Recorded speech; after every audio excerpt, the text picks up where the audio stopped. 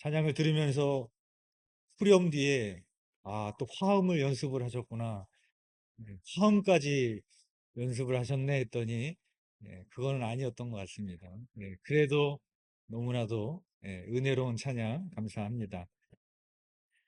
제가 이사를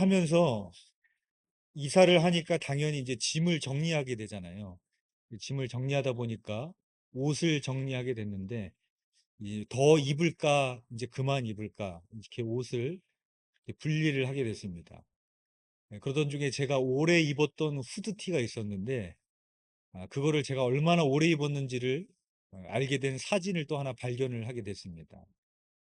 제가 미국에서 한국 들어왔을 지 얼마 안 됐을 때 우리 아이들이 로니처럼 어렸을 때 우리 애들을 데리고 저 양재 시민의 숲에 놀러 간 적이 있더라고요. 그때 찍은 사진이 이렇게 나왔어요.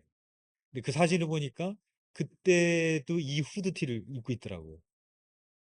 그래서 야, 이 후드티를 내가 얼마나 오랫동안 입은 거야. 그래서 오랫동안 입었는지 한쪽 팔에는 이렇게 찢어지고 구멍이 나고 옷이 색깔이 뭐 다 바래고 헤어질 대로 헤어졌습니다. 그래서 제가 그 옷을 이제 그만 입기로 결정을 하고 헌옷함에다 넣었는데 그 느낌이 그냥 헌옷을 버리는 느낌이 아니라 걔랑 작별하는 느낌이었어요. 고마운 마음이 들더라고요. 그 오랜 시간 동안에 나의 땀 냄새를 견뎌주고 주인이 추울 때 나를 데펴주고 내가 가는 곳마다 나하고 함께 했던 그 옷이 구멍도 나고 다 닳고 헤어진 그 모습을 보면서 묵상이 자연스럽게 되더라고요. 근데 저는 새로 산 옷을 보면서 은혜를 받는 게 아니라 오래된 옷을 보면서 은혜를 받게 되는 것 같습니다. 양말을 신다가 구멍이 뚫린 양말을 보면서 그런 것들을 보면서 헤어진 옷을 보면서 그렇게 은혜를 받게 되는 것 같습니다. 오늘 주관하시는 우리 사요선교회 회원분들 세상 사람들의 눈으로 봤을 때는 아름답고 흠모할 것은 없죠. 예, 머리는 하얗게 됐고 무릎은 다 아파서 수술하고 이제는 이 앞에 나오면 심장이 떨려서 이 앞에 서지도 못하는 그런 할머니가 되셨습니다. 근데 우리 사여선교 회원분들을 바라보는 하나님의 시선은 저는 다르다라고 생각을 합니다. 그래서 헌신이라는 말이 있죠. 헌신 예배, 우리 헌신한다라는 얘기를 하는데 헌신과 또 다른 동의어의 동의어지만 다른 의미가 있습니다. 헌신, 헌신을 헌신이라고 그러죠. 오래된 신. 예. 어떤 사람은 하나님을 헌신짝처럼 여깁니다. 그러나 어떤 사람은 하나님을 위해서 헌신처럼 된 사람이 있죠. 일평생 주님을 위해서 주방에서 봉사하고 또 속장으로 가르치고 기도하고 또 물질로 섬기고 그래서 세월이 지나서 머리는 하얗게 되고 할머니가 되고 무릎은 고장나고 심장도 떨리고 또 여러 가지 병도 많이 앓았고 노인이 된 할머니가 된 우리 사여선교회 회원분들을 하나님이 바라보실 때는 하나님께서 누구보다도 그렇게 귀하고 아름답게 바라볼 줄 믿습니다. 그래서 우리 사여선교 회원분들을 생각하면서 오늘 말씀을 당부드리고자 하는데요. 베드로 전서와 베드로 후서를 보면 쓰게 된 배경이 있습니다. 베드로 전서가 시작할 때 어떻게 쓰느냐면은 흩어진 나그네들한테 내가 이 편지를 쓴다 그런 말을 합니다. 그러니까 왜 흩어졌냐? 핍박 때문에, 박해 때문에. 그래서 그들이 다 흩어지게 됐는데 그 흩어진 자들에게 예수 그리스도가 우리의 산소망이 되어진다. 그래서 너희 그들에게 소망을 주기 위해서 쓴 책이 베드로 전서라면 베드로 후서는 교회 외부의 문제가 아니라 교회 내부의 문제 때문에 썼습니다. 교회 안에 여러 거짓 선지자들과 선생들이 복음을 막 흔드는 겁니다.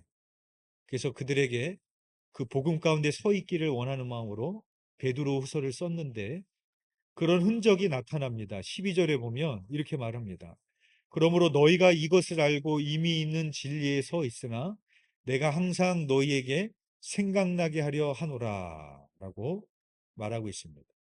이 말에 보면 너희가 이미 진리에 서 있지만 내가 너희에게 생각나게 하기 위해서 이 편지를 쓴다. 이렇게 말합니다. 뭘 생각나게 하느냐? 너희가 들은 복음이 뭔지, 너희와 우리가 함께 믿게 된 복음이 뭔지를 생각나게 하기 위해서 쓴다. 그렇게 말하고 있습니다. 그러니까 베드로의 말을 다시 생각을 해보면 우리는 진리에 서 있어도 진리를 잊어버릴 수 있는 겁니다. 복음을 이미 믿었어도 복음과 멀어질 수가 있는 겁니다. 베드로가 그 얘기를 하는 겁니다. 그래서 12절과 15절에 반복해서 생각나게 하기 위함이다. 생각나게 한다. 그래서 편지를 쓴다라고 말하고 있습니다. 근데 이것은 베드로 자기 자신의 고백이에요.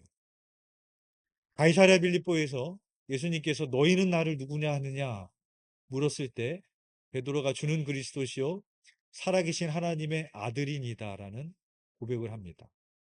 예수님이 하나님의 아들이다라는 고백이 왜 위대한 고백이냐면은 개의 새끼는 사람이에요, 개예요? 어려워요? 개의 새끼는 사람이에요, 개예요? 개죠. 사람의 자식은 사람이에요, 개예요? 사람이죠. 하나님의 아들은 사람입니까? 하나님입니까? 하나님이에요. 베드로가 그 고백을 한 거예요.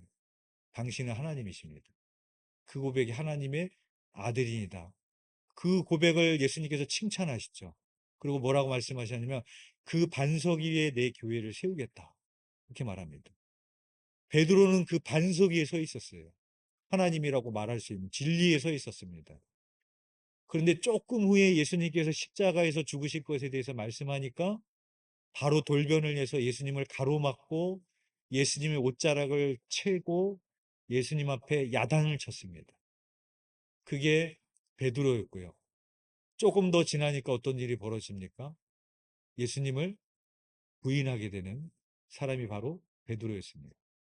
진리에 서 있었지만 그것을 생각하지 않고 기억하지 않으면 넘어질 수밖에 없고 멀어질 수밖에 없는 존재가 바로 우리들이라는 것입니다. 그래서 베드로가 너희가 진리에 서 있지만 구원받았지만 복음을 믿는다고 하지만 복음을 생각나게 하기 위해서 나는 이 복음을 쓰고 있다. 자신의 경험에 비추어서 넘어졌던 내 경험에 비추어서 베드로가 그렇게 권면을 하고 있는 것입니다. 그런데 베드로가 이 말을 하고 있는 자신의 시점이 언제인지를 말하고 있습니다.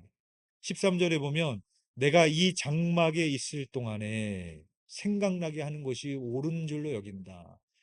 여기서 장막이라는 것은 뭐냐면 육신을 말합니다. 그래서 14절에 보면 베드로가 뭐라고 말하는가 하면 나도 나의 장막을 벗어날 것이 임박한 줄을 알미라. 그렇게 말을 합니다. 그게 무슨 말이냐면 나도 곧 죽을 때가 임박했다. 죽을 때가 거의 다 됐다. 그래서 내가 너희들에게 이 복음을 생각나게 하기 위함이다. 라고 베드로가 말하고 있습니다. 예수님께서 공생의 기간 동안에 6월절이 되면은 항상 예루살렘으로 가셨습니다. 근데 마지막 6월절 때는 예루살렘으로 올라가지 않으십니다. 그러면 그때 예수님은 무엇을 하셨느냐? 자신의 공생의 마지막, 자신의 인생의 마지막에 예수님은 무엇을 하셨느냐? 제자들을 훈련을 시킵니다. 집중적인 제자 훈련을 하십니다. 왜냐하면 자기는 곧 떠날 줄을 알았기 때문에. 나는 떠나지만 세상 끝까지 복음을 전할 제자들을 남겨야 되기 때문에 예수님은 6월절에 예루살렘을 가시지 않고 제자들을 집중적으로 양육하시는 것을 볼 수 있습니다. 사도 바울도 마찬가지입니다. 바울도 자기가 내가 전제와 같이 벌써 부어졌으니 떠날 시점을 알았습니다. 죽을 때가 임박한 줄 알았습니다. 그 성경이 뭐예요? 디모데 후서입니다. 바울의 유작입니다. 유언입니다. 맨 마지막에 썼습니다. 죽을 때 임박해서 썼습니다. 그 성경이 뭐냐? 목회서신입니다. 디모데와 바울이 13권의 서신을 썼는데 제일 마지막에 무슨 성경을 쓰느냐?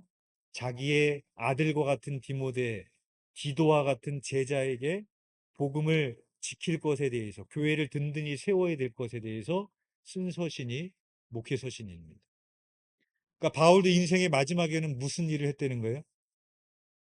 그 복음을 이어갈 수 있는, 교회를 든든히 세워갈 수 있는 제자들을 세워가는 일을 바울이 했다는 겁니다.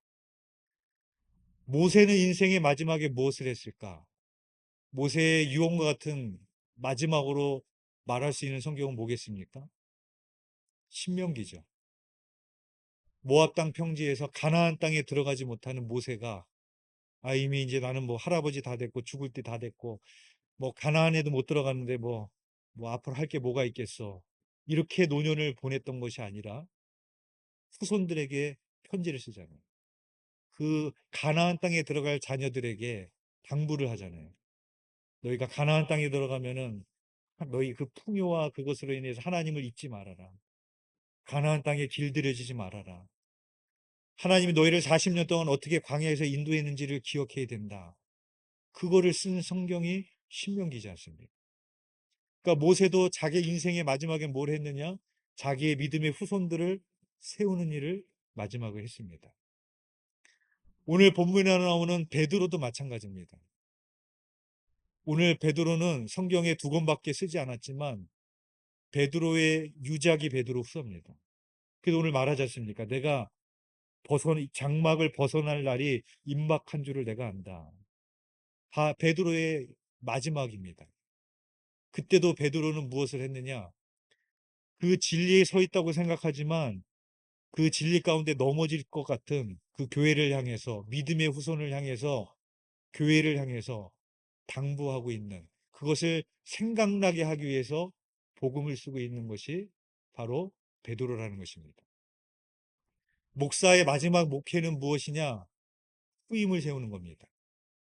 목사가 후임을 얼마나 잘 세우느냐에 따라서 앞으로 그 교회가 평안하게 든든히 세워질 것인지, 맨날 치고받고 싸움이 벌어지게 될 것인지를 결정하게 됩니다. 아주 중요합니다. 목사의 마지막도 인생의 마지막에 해야 될 일은 뭐냐? 후임을 잘 세우는 겁니다. 그러면 예수님의 인생의 마지막도 그랬고, 바울의 인생의 마지막도 그랬고, 모세의 인생의 마지막도 그랬고, 베드로의 인생의 마지막도 그랬다면 우리의 인생의 마지막에 무엇을 해야 될지는 자명해지지 않겠습니까? 어제 성경 통독과 성경 필사팀이 오산에 있는 세계 성막센터를 다녀왔습니다. 거기에서 그 목사님이 이제 설명해 주신 내용인데, 이스라엘 백성들이 아말렉과 싸움을 하잖아요. 그렇죠? 그때 모세의 손이 올라가면 이기고 모세의 손이 내려가면 졌습니다. 그때 모세의 양손을 붙들고 있던 사람이 누구예요? 아론과 훌이죠. 아론은 모세의 친형입니다. 훌은 모세의 누이였던 미리암의 남편입니다. 바꿔 말한다면 모세의 매형입니다. 그때 모세의 양팔을 누가 붙들고 있었느냐? 친형과 매형이 붙들고 있었습니다. 근데 그 이후로 아론과 훌의 자손들의 운명이 엇갈리는 것을 볼 수 있습니다. 그 아론의 자손 나답과 아비후는 어떻게 되는가 하면은 그 아버지를 이어받아서 제사장이 되지만 성막에서 다른 불로 분향을 했다가 불이 나와서 죽습니다. 그래서 다른 불로 분향했다는 것은 뭐냐면 성소와 그러니까 지성소에 들어가기 맨 마지막에 기도의 분향단이 있습니다. 거기 향로가 있는데 거기 향로에 불을 필 때는 다른 불을 가지고 하면 안 되고 번제단에 있는 불을 가져다가 피워야 됐습니다. 그런데 그 자녀들이 그 불로 하지 않고 다른 불로 했다는 겁니다. 어제 성막센터를 갔는데 성막의 모형을 만들어 놨잖아요. 그렇죠? 그랬더니 이 거리가 그냥 계산이 딱 나오더라고요. 번제단부터 분향단까지 50m더라고요. 그 비율로 계산을 딱 하니까. 그러니까 나답과 아비후가 50m를 왔다 갔다 하는 게 귀찮았는지 아니면 하나님의 말씀 그까짓 거 뭐 50m밖에 안 되지만은 그냥 뭐 아무 분이나 하면 되지 뭐 꼭 번제단에 있는 분 갖고 해야 돼? 이런 생각으로 제사를 지냈다가 불이 나와서 죽게 됩니다. 그런데 이 자녀들의 운명을 거슬러 올라가면은 어떤 일이 있었는가 하면은 모세가 시내산에 올라갔을 때 금송아지 사건이 있죠. 그걸 주도했던 인물이 누구예요? 아론입니다. 대제사장이었지만 그 금송아지를 만들었었던 사람이 바로 아론이었는데, 그의 후손이 그렇게 하나님의 말씀을 경히 여겼다가, 아무렇지도 않고 우습게 여겼다가 그냥 죽게 되는 심판을 받는 것을 보게 됩니다. 그와 반면에 모세의 또 다른 판파를 잡고 있었던 훌이라는 사람이 있었는데, 아, 성막에서 중요한 일꾼이 두 명이 나오죠. 부살레가 오홀리압입니다. 오홀리압은 주로 천 같은 거를 뜨는 섬세한 일을 했다면, 부살렐은 노수로 만든 그런 성막의 기구들을 만드는 일을 했습니다. 성경에 보니까 이 부살렐을 설명할 때 항상 따라 나오는 단어가 있더라고요. 부살렐을 어떻게 소개하느냐면은 유다 지파 훌의 손자요 부살렐은, 유다 지파 훌의 손자 부살렐. 항상 이렇게 부살렐을 반복해서 누구의 손자였는지, 어디 지파였는지를 그렇게 설명을 합니다. 그래서 성경에 나오진 않지만 그 성경 유대인들의 유전인 미드라시에 보면은 그 아론이 금송아지를 만들었을 때 그거를 반대했던 사람이 후리랍니다. 그래서 반대했다가 돌에 맞아 죽었다는 거예요. 순교했다는 거예요. 근데 하나님께서는 그 순교를 잊지 아니하시고 기억하셔서 성막을 누구를 통해서 만드느냐?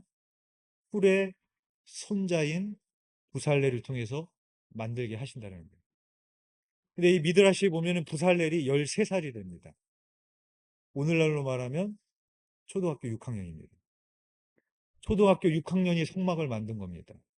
초등학교 6학년이 법궤를 만든 거예요.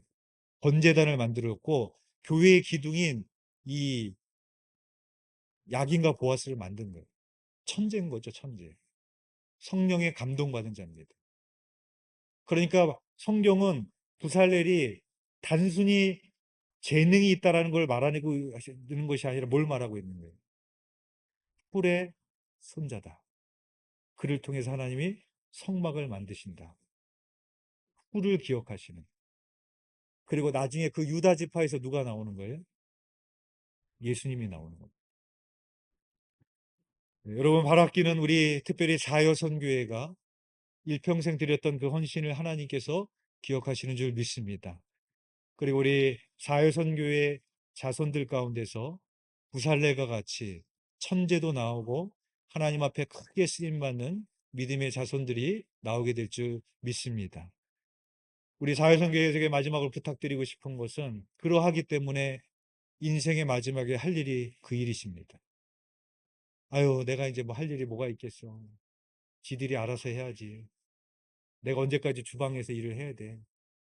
이런 마음으로 보내는 것이 아니라, 이제는 여러분의 자녀뿐만 아니라 우리 교회 안에 여러분의 믿음의 후배인 5, 6, 7, 8, 9, 10 선교회들이, 여러분들이 하나님 앞에 가도 주방 일들을 거뜬히 해내고 속장 일들도 거뜬히 해내고 빈 곳이 보이지 않을 정도로 그런 부살렐과 같은 그런 일꾼들을 세워가는 일이 우리 사여선교 회원분들이 해야 될 일이라고 생각을 합니다. 한 가지만 말씀드리고 말씀을 마치면, 원앙설이라는 영화가 있잖아요. 그렇죠? 한 나이 많은 할아버지와 나이가 많은 소의 이야기입니다. 영화 맨 마지막에 보면 이 소가 죽는 장면이 나오잖아요. 숨을 헐떡헐떡거려서 땅바닥에 누워갖고 죽으려고 했을 때 그 할아버지가 콧뚜레를, 멍에를 이렇게 낫으로 잘라줍니다. 그러면서 천국으로 가서 하늘나라 가서 편히 쉬어라. 그런 마지막 작별 인사를 하는데, 그때 굉장히 감동스러운 장면이 뭐였냐면, 소가 죽어가는 장면을 보여주다가 카메라가 그 집 주변을 이렇게 파노라마 찍듯이 쫙 이렇게 보여줘요. 뭘 보여주냐면은 그 할아버지 집에 장작이 이렇게 한가득 쌓여 있는 걸 보여줍니다. 그 장작을 누가 해온 거예요? 그 나이 많은 소가 마지막 죽기 전에 주인을 위해서, 평생 나랑 함께 했던 주인을 위해서 그 소가 마지막으로 그 장작을 다 실어 날라다가 할아버지 겨울 따뜻하게 날 수 있도록 채워놓고 마지막 숨을 거두는 그런 장면을 보게 됐습니다. 특별히 우리 사여선교 회원분들 그 헌신을 하나님께서 기억하실 것이고, 또 마지막 가시는 하나님 앞에 가는 순간까지 우리 두드림 교회 안에 여러분의 자녀들 가운데 구살레과 같은 하나님의 일꾼들을 남기시는 우리 사여선교회 회원분 되시기를 주님의 이름으로 축원드립니다. 기도드리겠습니다. 사랑과 은혜가 풍성하신 하나님 아버지 감사합니다. 참으로 신림중앙교회에 와서 두드림교회가 될 때까지 젊은 시절 바쁘게 움직이며 주방에서 봉사하며 속장으로 일하며 목사님의 신방을 쫓아다니며 기도의 자리를 지키며 예배의 자리를 지키며 일평생 헌신하며 섬기며 살아오셨던 우리 사여선교회 회원분들이 이제는 나이가 들어 이제 베드로와 같이 주의 장막을 벗어갈 날이 이제 가까이 오고 있습니다. 그러나 하나님께서는 누구보다도 우리 사여선교회 회원분들을 아름답게 보시고 귀히 여기시고 그들의 헌신을 기억하시는 줄 믿습니다. 이제 마지막 그 호흡이 닿는 순간까지 하나님께서 맡기신 사명, 부살레과 같은 그런 그 믿음의 후손들을 남기는 일에 정진하는 우리 사여선교회 회원들이 되게 하여 주시옵시고, 그들을 통하여 우리 교회 외 우리 선교회에 우리 사회선교회 자녀들 위해 부살레가 같은 하나님의 놀랍게 쓰임받는 일꾼들이 세워질 수 있도록 사용하시고 축복하여 주옵소서. 주님께서 그렇게 이루실 줄 믿사오며 예수 그리스도 이름으로 기도드렸사옵나이다. 아멘.